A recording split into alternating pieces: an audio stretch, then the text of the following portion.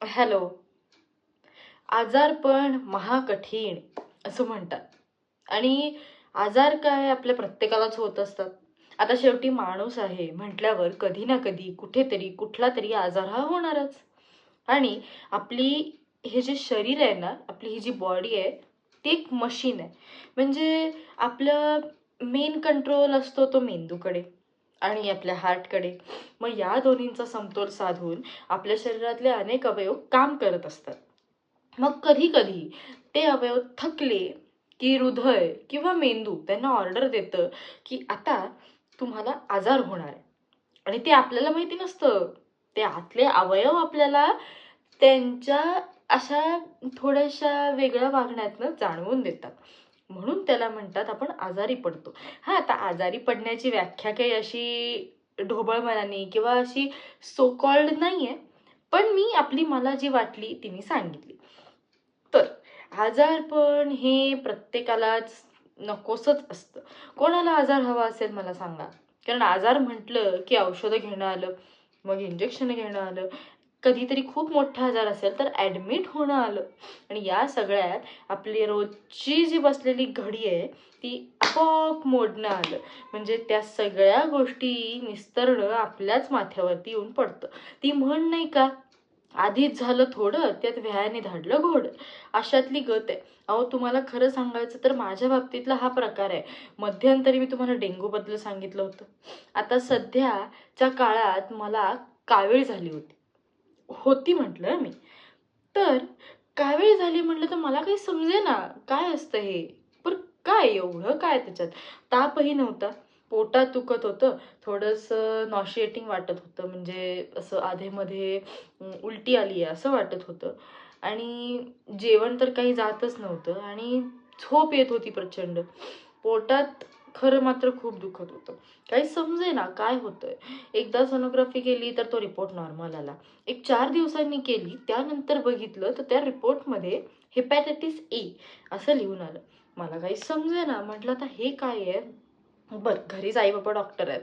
त्यांनी सांगितलं की काहीही नाही, बाहेरचं खाऊन कावीळ झालेली आहे. त्यामुळे आता पुढचे 2 महिने बाहेरचं सगळं खाणं बंद. घरी जे सांगीन तेच खायचं. उकळलेलं पाणी जे गार केलेलं आहे ते प्यायचं आणि कंटिन्यू प्यायचं. कारण या सगळ्यात मुख्य म्हणजे आपलं जे लिव्हर आहे त्याला सूज आली होती आणि त्याच्यामुळे त्रास होत होता. मग लिव्हरला सूज आली म्हटल्यावर अन्न पचवण्याचं काम कोण करतं? लिव्हर. त्यातले काही ज्युसेस जे असतात त्याच्यामुळे अन्न सिक्रिशन व्हायला मदत होते.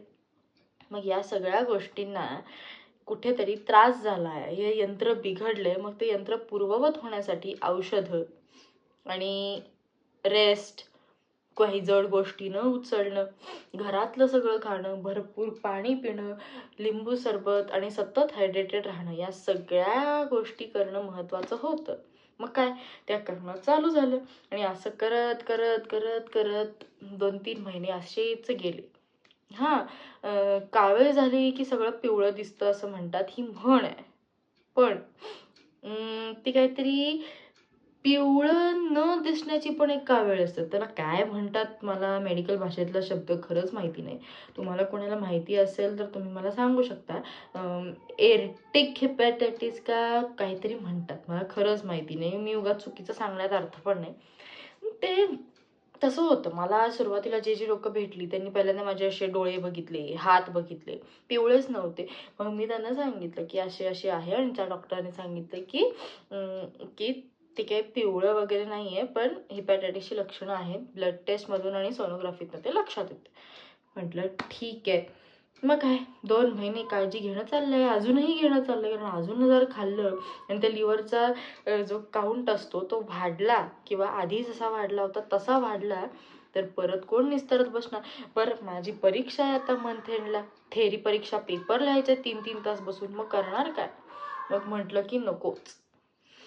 असो, त्यामुळे मीही काळजी घेते. सध्या पावसाळ्याचे दिवस आहेत. मे महिन्यातलं अक्षरशः पान कॅलेंडरमधनं गायब झाल्यासारखंच आहे. जून महिना यायच्या आधीच एवढा पाऊस पडतो, मग जून महिन्यात काय होईल याचा विचार कर. हे सध्या पावसाळ्याचे दिवस आहेत. पावसाळ्याच्या या दिवसात आपण सगळ्यांनी आपली काळजी घेऊया, कोणीही आजारी नको पडूया.